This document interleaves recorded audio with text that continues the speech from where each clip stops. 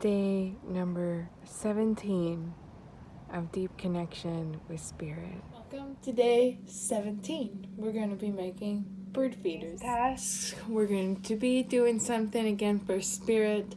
We're going to be setting up stations where the birds can eat and where we can have them closer to us. So it's helping them out, it's helping us out, and Spirit loves it when we do things with intention for Spirit. So I'm excited.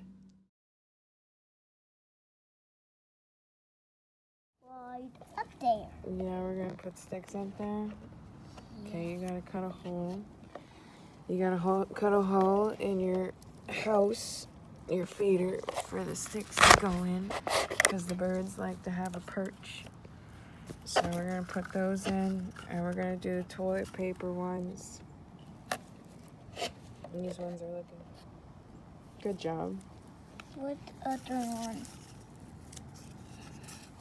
We're gonna hang them sideways like this, and they'll sit in the tree and they'll have their tie, and you can stick sticks out the sides, and the seeds will go.